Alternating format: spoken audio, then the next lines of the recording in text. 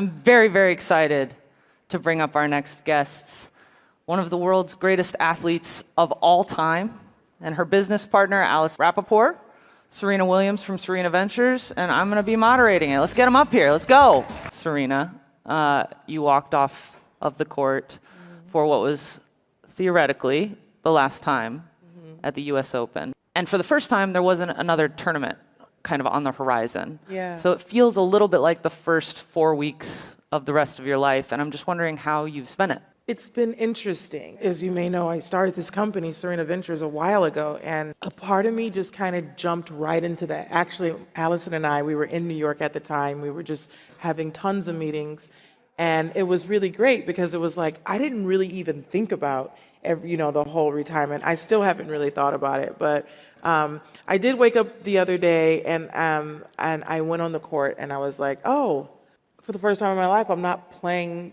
for a competition, and it felt really weird. So it is. It was like the first day of the rest of my life, and so far I am enjoying it. Okay. But I'm still trying to find that balance. You are such a competitor, and I want to talk a little bit more about that. You never wanted to have to choose between tennis and a family or Right. tennis and anything else. What does it take to make sure that no woman ever has to kind of choose? Yeah, it's hard because as women, if you do want a family, you can't always put yourself first, and I think women in general, we tend to put ourselves always not first, second, Yeah. or third, and it's when you have a kid, it's like you don't really even show yourself enough self-care and love. So I know I don't. I'm really bad at it. So, but at the same time, I'm so happy. Like I really want my daughter and my family to be ahead of me. Yeah, it's interesting how just women think, and I like that we think that way, and I think that's what makes us special. What are you looking at, right? And when you think about tech trends that might be interesting for the portfolio? Serena Ventures, we really want to invest in companies that make everyday lives better for the everyday person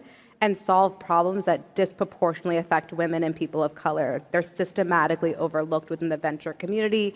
It's an opportunity to do good and do well. One doesn't have to come at the expense of the other. And when we're meeting with founders, it's really early stage. We're doing things at pre-seed, seed, and Series A. So what we want to see is a personal connection to that problem. And we spend a lot of our time in consumer-facing technology. We want to build products for the communities we want to serve. So it's really important for us, whether that's in financial services, health and wellness. We spend a lot of time on gender and racial equity within the healthcare system, mental health and wellness. These are problems that are facing every community, but especially facing women and people of color. There's not enough tools and services there for them. We're hearing a lot in the last several years has been around crypto and DeFi and Web3 and what that means. How Serena Ventures is looking at Web3. Serena, is that something that you guys are interested in?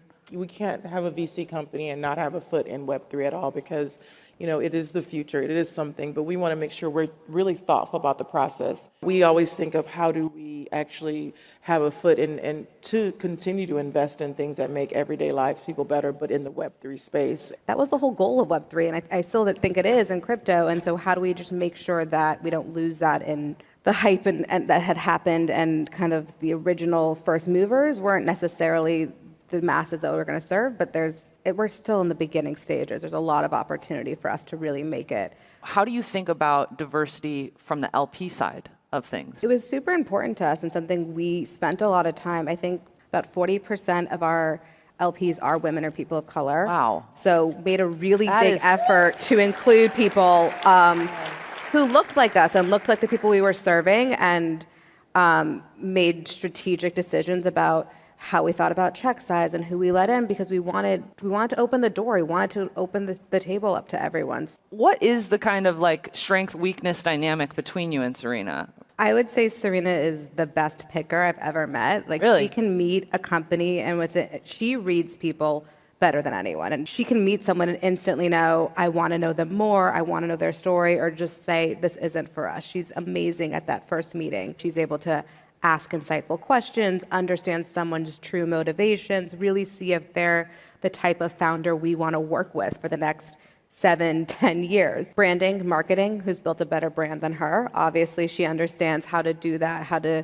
be strategic and thoughtful with time and energy. I'm a little bit more of a nerd, give me the operational stuff, give me the how do we think about our next round of financing, what are the metrics we need to hit. talking to him about the current market environment. We've been working together for 5 years, so I've learned some of the tricks, she's learned some of the tricks, and we're really able to divide and conquer and be the best we can be for our entrepreneurs, which is really nice. She is really such a great leader, is like exactly the reason why Serena Ventures exists. I really want to be able to have these amazing voices that can really bring so much to this industry. Nothing replaces hard work and dedication, and that's another thing that she brings in addition to just the sheer brilliance. When you have that right hand next to you, it's really great. So you read people, but I'm curious what qualities you're looking for, like in a founder at Well, that I think level. that experience shows. I always look at what have you not been successful at, because that shows me that when times get tough, you know what's coming and you know what to expect. And failure is great. I think it's a great opportunity to learn. I feel like that really creates the very next best thing. One thing that I really like to look at is, are you doing this because it's a white space?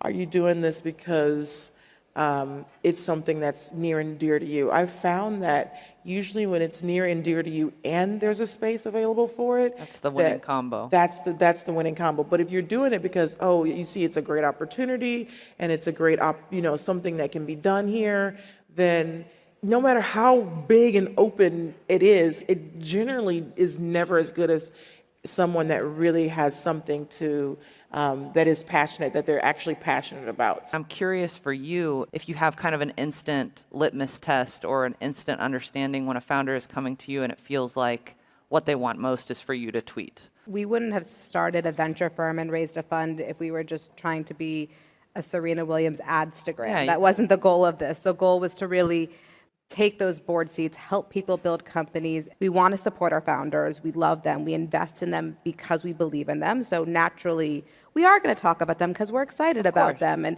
And so that kind of happens naturally. But if someone wants our money so that they can get 4 posts, like that's not what this is. That's not a partnership. That's not something we're going to want to invest our time and energy and resources in. We want to keep things really authentic. We're not going to do something that isn't authentic to us or isn't authentic to things that we don't believe in. So for us, it's really about keeping that as well. How your persona as a tennis player, which is very aggressive, takes risks, wears emotions on her sleeve.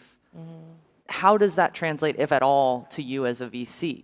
Yeah, I'm quite the opposite. I think that's a different Serena, like in general. You always say leaders lead. That's one of the things Serena always says, and I really internalize that, is you have to lead the way you want the rest of your team to perform. And so she is always very calm. She's always very clear-headed about what are the next steps. It's also, you want to win. You think strategically. You kind of always think about the next step and planning. And those are things that you did on the court that transfer perfectly to being a leader in the venture space.